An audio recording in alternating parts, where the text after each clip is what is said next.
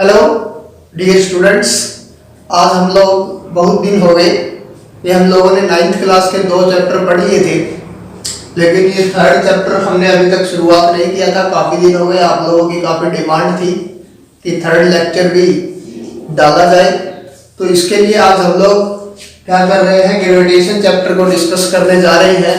ठीक है, तो ग्रेविटेशन चैप्टर डिस्कस करने से पहले आप लोग न्यूटन्स लॉज ऑफ मोशन में आप लोग समझ गए थे कि जब भी अगर किसी ऑब्जेक्ट के ऊपर फोर्स लगता है तभी उसके अंदर क्या आती है, मोशन आती है। मीन्स कि मोशन के लिए ऑब्जेक्ट के ऊपर फोर्स लगना क्या है, नेसेसरी है, जरूरी है।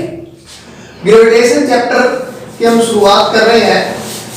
तो ग्रेविटेशन चैप्टर की शुरुआत करने से पहले हम ग्रेविटेशन का मतलब समझते हैं।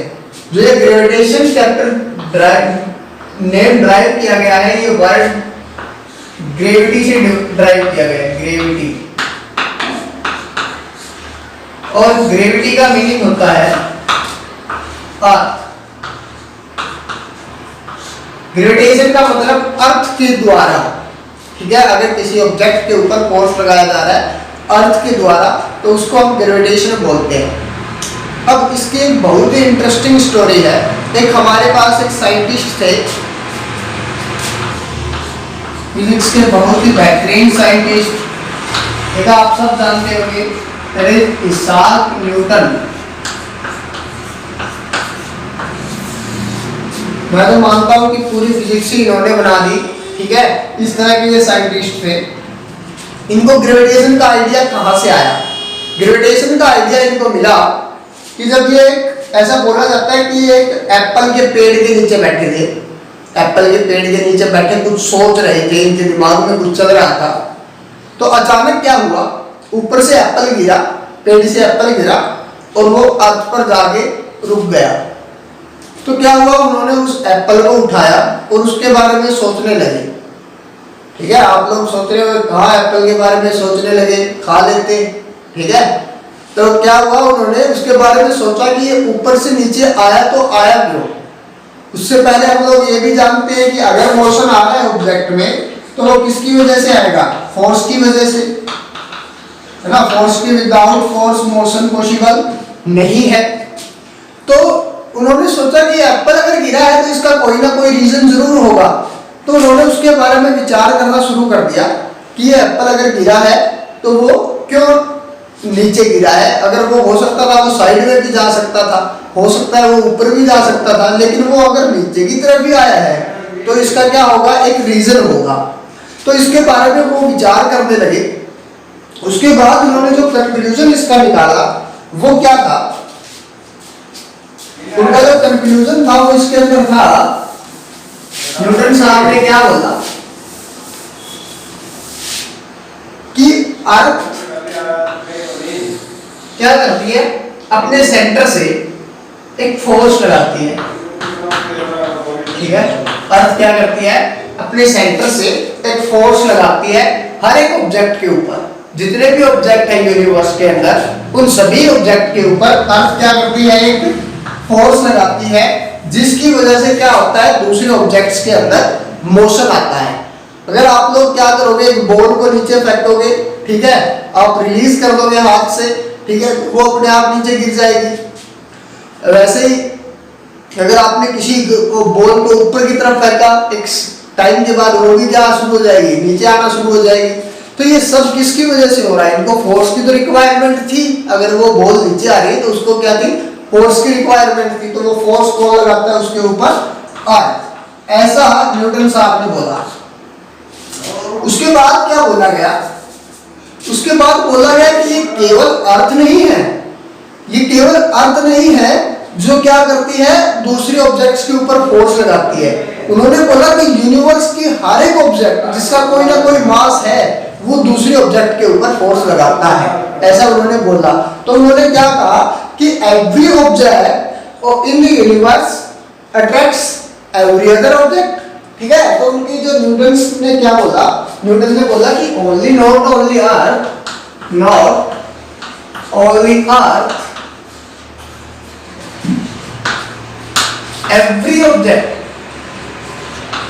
every object exert force of attraction, ये आप लोग याद रखोगे, force of attraction on other object, on other object. अब देखिए ये कैसे पॉसिबल है। अब अगर हम लोग इसके बारे में विचार करें, थोड़ा सा आपको पिछला चैप्टर आपके दिमाग में रहना चाहिए कि जैसे अर्थ अगर किसी ऑब्जेक्ट के ऊपर फोर्स लगा रही है, ये अर्थ है, ये 1 kg का कोई मास पड़ा हुआ है, इसके ऊपर फोर्स लगा रही है, तो हमने क्या सीखा था पिछले चैप्टर में, न्यूटन साहब ने बोला था कि action and reaction are equal and opposite, ठीक है।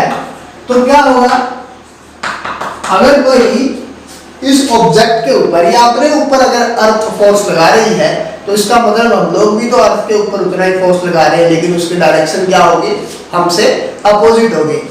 अब क्या है, क्वेश्चन दिमाग में ये उठता है कि अगर हम लोग भी फोर्स लगा रहे हैं, तो फिर अर्थ के अंदर मोशन क्यों नहीं है हमारी वजह से। तो उसका रीजन आपको बिल्कुल क्लियरली समझ आ रहा होगा कि अर्थ का मास बहुत ज्यादा है, अर्थ का मास बहुत ज्यादा है, और जितना वो फोर्स करता है उससे हम जितना, हमारे जितना वेट अगर किसी बॉडी का है, हमारे जितना मास अगर किसी बॉडी का है, तो वो उसमें तो मोशन आ सकता है, वो तो अट्रैक्ट हो सकती है। बट इतने हैवी ऑब्जेक्ट के अंदर, इतने हैवी मास के अंदर हम लोग एक्सेलरेशन लेके आने के लिए हमें क्या चाहिए, बहुत ज्यादा फोर्स चाहिए, जो कि हम लोग एक्सर्ट नहीं कर पाते। इसके बाद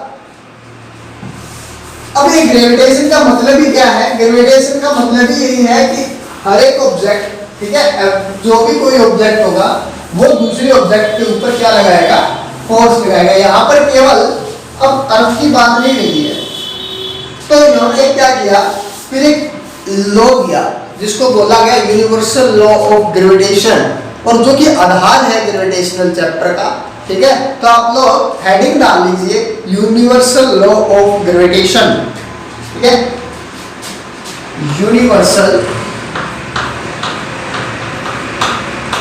law of gravitation.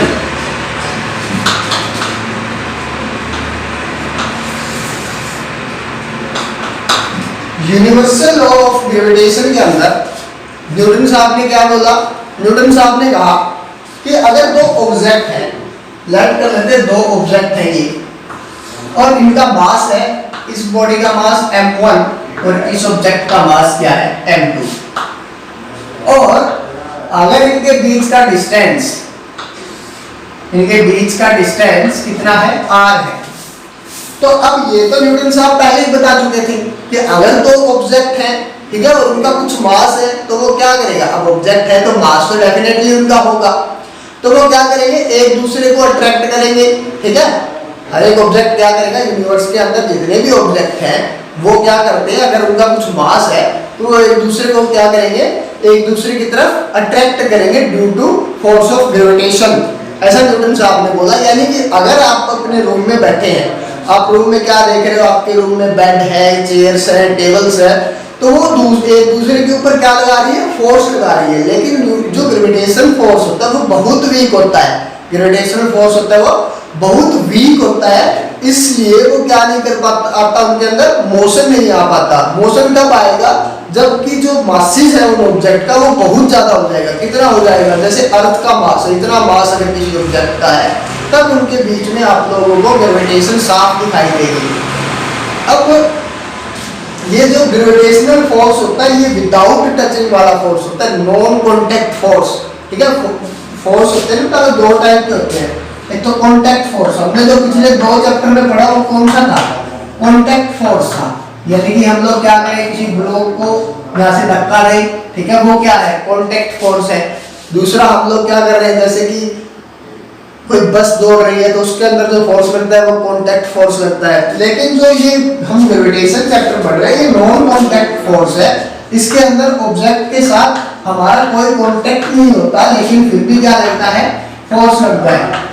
For example अब जैसे अर्थ ऊपर की तरफ बोल करके हम बोल रहे हैं, अर्थ उसको अपनी तरफ अट्रैक्ट कर रहा है, तो ऐसा तो कुछ नहीं कि आपसे कुछ निकल के आ रहा, बॉल को पकड़ता हो फिर वापस खींच के लेके आता हो। होता क्या है कि अर्थ अपने आप विदाउट टच एक फोर्स लगता है, ठीक है, जिसको हम लोग बोलते हैं नॉन कॉन्टैक्ट फोर्स। तो अब जो इन दोनों के बीच में जो फोर्स लगेगा, जो फोर्स ऑफ ग्रेविटेशन लगेगा, वो कितना होगा उसके मैग्नीट्यूड पर हम लोग बात कर रहे हैं, जो कि यूनिवर्सल लॉ ऑफ ग्रेविटेशन में हमें पता चली। यूनिवर्सल लॉ ऑफ ग्रेविटेशन में हमको क्या पता चला कि जो इन दोनों ऑब्जेक्ट के बीच में जो फोर्स लगेगा वो डायरेक्टली प्रोपोर्शनल होगा इनके मासेस के, प्रोडक्ट ऑफ मासेस। अब ये डायरेक्टली प्रोपोर्शनल का क्या मतलब है कि जैसे जैसे ये प्रोडक्ट बढ़ेगा मास का, वैसे वैसे ऑब्जेक्ट का जो फोर्स है दोनों के बीच में वो भी बढ़ता जाएगा। लेट कर लेते हैं जैसे एक का मास 1 kg है, दूसरे ऑब्जेक्ट का मास 1000 kg है, ठीक है, तो उनका प्रोडक्ट क्या रहेगा 1000 kg, ठीक है। तो अब ऐसा नहीं है कि 1 kg पे ज्यादा फोर्स लगेगा, 1000 kg वाले पे कम फोर्स लगेगा। फोर्स दोनों इक्वल होंगे और अपोजिट होंगे, लेकिन मोशन किस में आएगा? मोशन तो उस ऑब्जेक्ट में आएगा जिसका मास कम है, क्योंकि हमारे पास फॉर्मूला क्या है, F is equal to m है ना, F is equal to m। अब F जैसे a अगर हम निकालें तो वो होगा F upon n, F upon n। तो जिसका a एक्सेलरेशन किस में आएगा, जिसका मास कम होगा, जितना मास कम होगा एक्सेलरेशन उतना ही बढ़ता रहेगा। अब ये बहुत ज्यादा हो जाए, फोर्स कम है तो ये अप्रोक्सीमेट 0 के इक्वल, नो मोशन, मोशन उसके अंदर आ ही नहीं पाता। अगर एक्सेलरेशन ही नहीं होगा तो मोशन कहां से आएगा? तो हमें जो फर्स्ट बात न्यूटन साहब ने बताई वो ये थी, जो ये फोर्स होगा वो क्या होगा, डायरेक्टली प्रोपोर्शनल होगा product of mass of two bodies. Clear? अब उन्होंने क्या कहा कि जैसे जैसे ये डिस्टेंस बढ़ता है, जैसे जैसे ये डिस्टेंस बढ़ता है वैसे वैसे क्या हो जाता है, इनके बीच का फोर्स कम होने लग जाता है। अब जो भी आप एक लॉ वर्ड सुनते हो, लॉ होता है वो पूरा एक्सपेरिमेंटल बेस्ड होता है, ठीक है।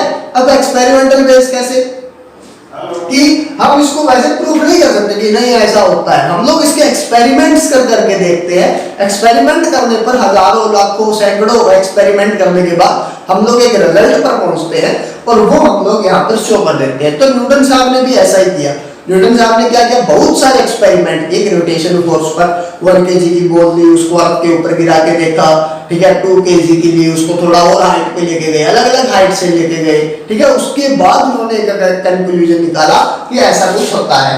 तो उन्होंने क्या बताया कि जो फोर्स है वो क्या है, डायरेक्टली प्रोपोर्शनल है किसके, प्रोडक्ट ऑफ टू मासेस के, जिनके बीच में फोर्स ऑफ ग्रेविटेशन लग रहा है। सेकंड बात जो उन्होंने बोली वो ये बोली कि ये फोर्स है ये इनवर्सली प्रोपोर्शनल है square of the distance between them, कि इन दोनों के बीच में जो डिस्टेंस होगा उसके स्क्वायर के इनवर्सली प्रोपोर्शनल है।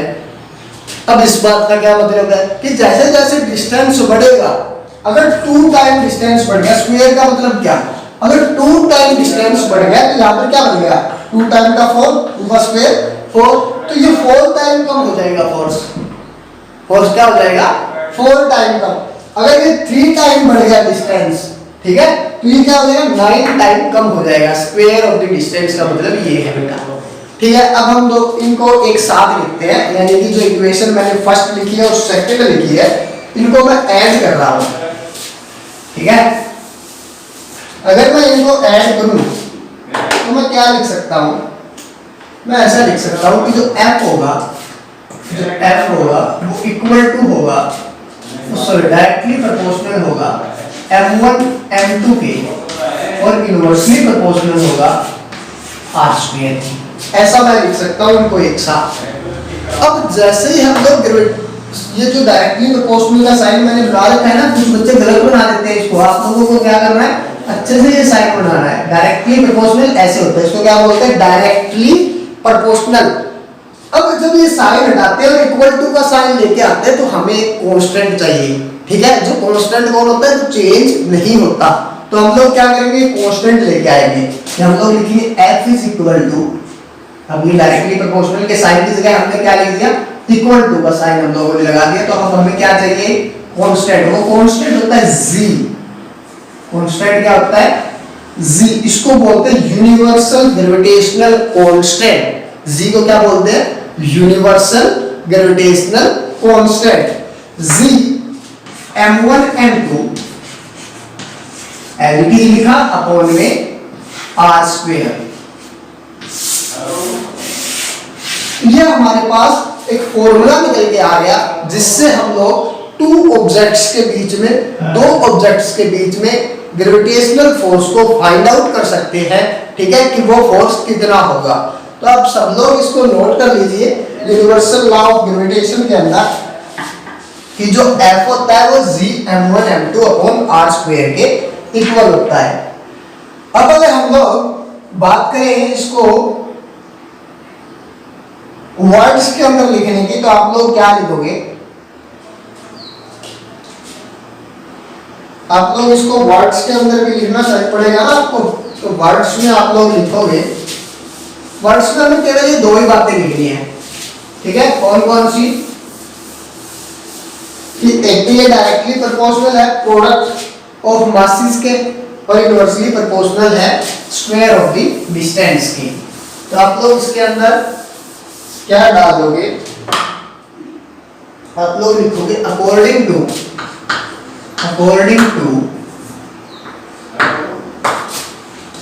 gravitational law of according to universal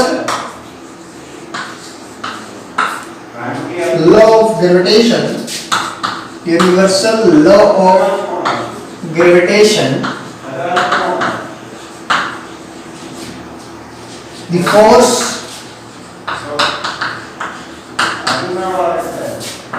of gravitation between two objects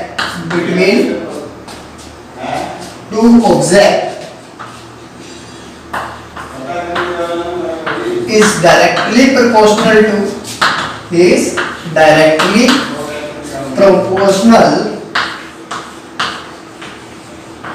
to product of their masses,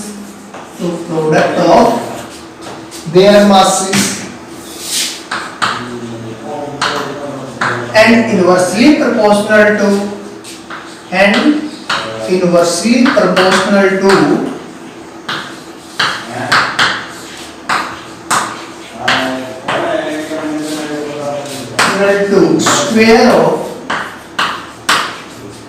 square of distance between them, ना। हम लोगों ने जो मैथमेटिकली लिखा था कि F is directly proportional to m1 m2, यानी कि जो फोर्स है, फोर्स ऑफ ग्रेविटेशन है between two object is directly proportional to product m1 m2, यानी m1 और m2 का प्रोडक्ट कर रहे हैं, मल्टीप्लाई कर रहे हैं ऑफ देयर मासेस, ठीक है। एंड इनवर्सली प्रोपोर्शनल हमने लिखा था r square inversely proportional to square of distance between them.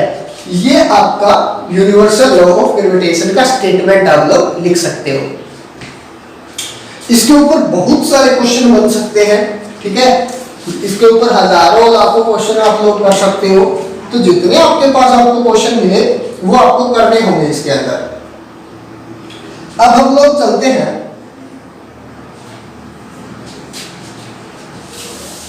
SI unit के ऊपर। अब फोर्स है, फोर्स की एसआई यूनिट तो क्या होगी? न्यूटन। फोर्स की एसआई यूनिट क्या रहेगी?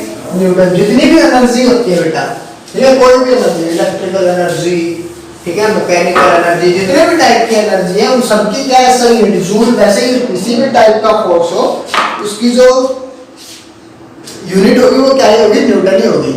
अब हमारे पास जो फॉर्मूला बना था F is equal to G m1 m2 upon r square.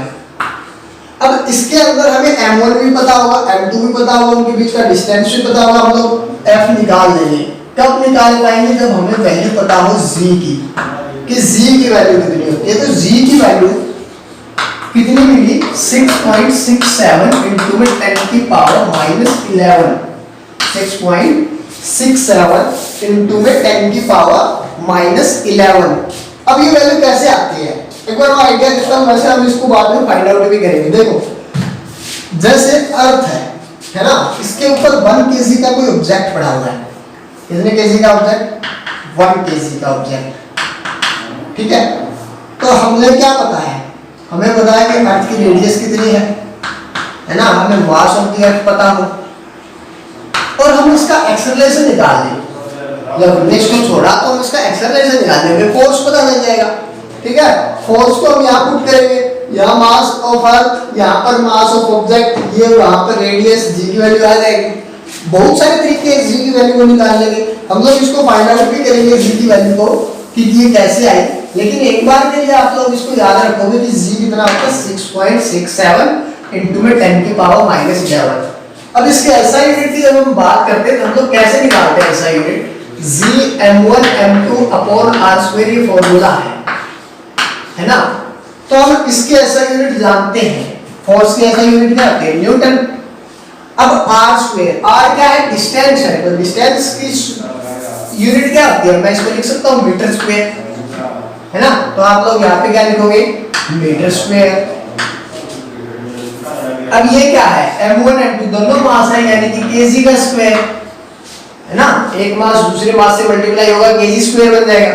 ये अब इस साइड जब आएगा, ये ऊपर था, यहाँ पर क्या आ जाएगा नीचे, ठीक है, यानी अपॉन में, तो आप इसको क्या लिखोगे, upon kg square is equal to g, यानी कि g की यूनिट क्या होगी, newton metre square kg inverse square. तो आप लोग इसको ऐसे लिख सकते हो, न्यूटन मीटर स्क्वायर kg, इसकी माइनस का 2 कर दो, फिर इसका मतलब क्या बन जाएगा, इनवर्स स्क्वायर। तो that is the value of g।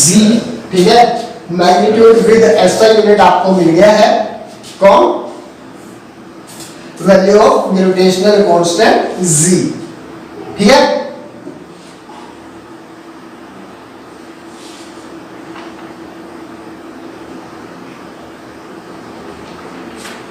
तो हम लोग क्या करते हैं, क्वेश्चन ही करके देखते हैं। ठीक है, क्वेश्चन क्या होगा हमारे पास,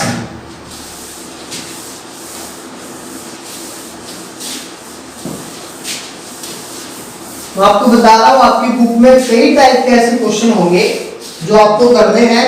और अगर आपकी बुक में कोई ऐसा क्वेश्चन हो जो आपको लगे कि आपसे सॉल्व नहीं हो पा रहा है, तो आप वो मेरे को कमेंट बॉक्स में डाल दीजिएगा वो क्वेश्चन, या उसको कोई बुक का name with question page number आप मेरे को डाल दीजिएगा, तो उससे मैं वो फाइंड आउट कर लूंगा कौन सा क्वेश्चन है। और नेक्स्ट वीडियो के अंदर मैं आपको उसका सॉल्यूशन भी बताऊंगा, अच्छे से आपको समझाऊंगा। ठीक है, तो अब हमारे लिए जो क्वेश्चन था अब के लिए वो है, calculate the force of gravitation due to earth on a ball of 1 kg। Calculate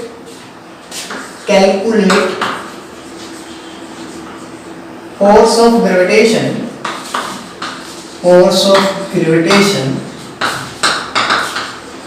due to earth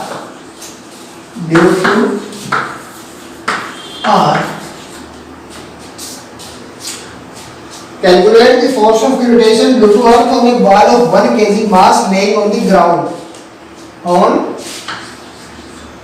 mass of 1 kg कौन लिख देते हैं, बॉल laying on ground, ठीक है।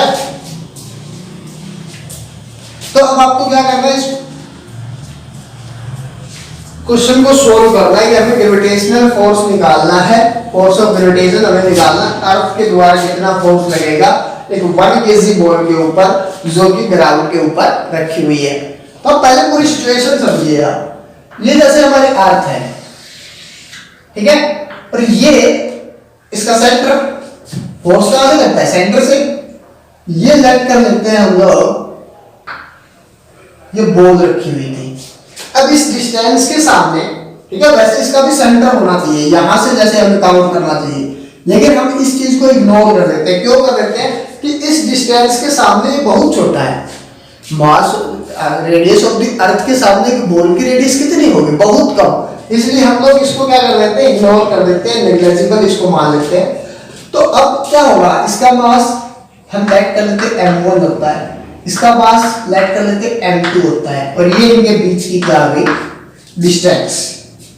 कोई डाउट इसके अंदर अगर आपको नजर आ रहा है तो आप मेरे को बताइएगा जरूर। हमने क्या किया, हमने पूरा फिगर बनाया, हमने देखा कि कैसे बॉल रखी हुई होगी, ठीक है, उसके ऊपर उसका डिस्टेंस क्या रहेगा और उसका डिस्टेंस क्या रहेगा और उस मास ऑफ द अर्थ क्या रहेगा। तो हमें सबसे पहले मास ऑफ द अर्थ आपको पता होना चाहिए, या रेडियस ऑफ द अर्थ की अगर मैं बात करूं तो वो होती है 6400 किलोमीटर, 6400 किलोमीटर होती है हमारी अर्थ की क्या रेडियस। और जो मास ऑफ द अर्थ है वो होता है 6 × 10 की पावर 24 kg, 6 × 10 की पावर 24 kg। अब हमें क्या करना है, हमें निकालना है फोर्स ऑफ ग्रेविटेशन, यानी कि G m1 m2 upon r square.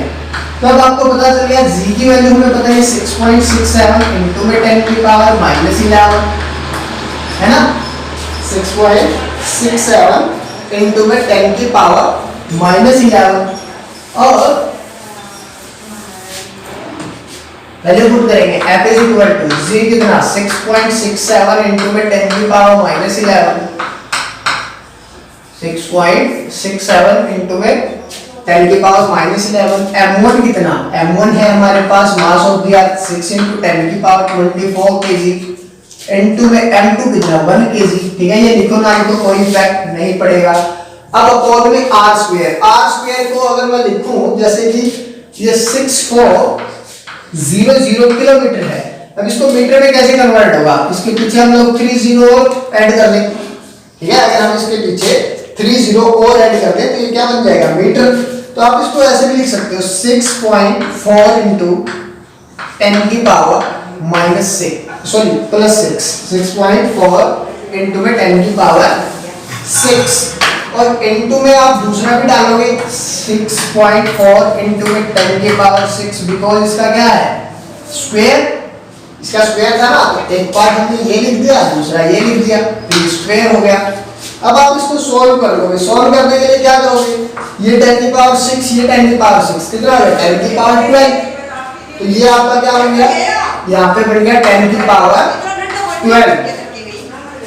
तो अब इसके बाद क्या है 10 की पावर, ये आपका +12 है, ये आपका 10 की पावर -11 है। तो क्या होगा, इसको अगर मैं कट करूं तो यहाँ पे क्या बन जाएगा केवल 10, यहाँ पे क्या हो जाएगा केवल 10। तो आपके पास जो वैल्यू बनी वो बनी 6.67 इनटू में 6 इनटू में 10 अपॉन 6.4 इनटू में 6.4, ठीक है। अब तो ये मे भी आपके लिए इजी होगा, आपको इसका रिजल्ट फाइंड आउट करना है, ठीक है, कि इसका रिजल्ट कितना आएगा। इसका आंसर अगर आप जानना चाहते हो तो मैं इसका आंसर आपको बता सकता हूं, वो आपका बनेगा 9.8, ठीक है, कितना बनेगा 9.8 न्यूटन फोर्स उसके ऊपर लगेगा, ठीक है, जब आप लोग इसको सॉल्व करोगे। ये आपका जो यूनिवर्सल लॉ ऑफ ग्रेविटेशन है ये कंप्लीट हो गया और इसके ऊपर हमने एक क्वेश्चन भी सॉल्व कर लिया। अब जो आपके पास नेक्स्ट जो टॉपिक है वो है कि ग्रेविटेशनल फोर्स वर्क क्या क्या करता है।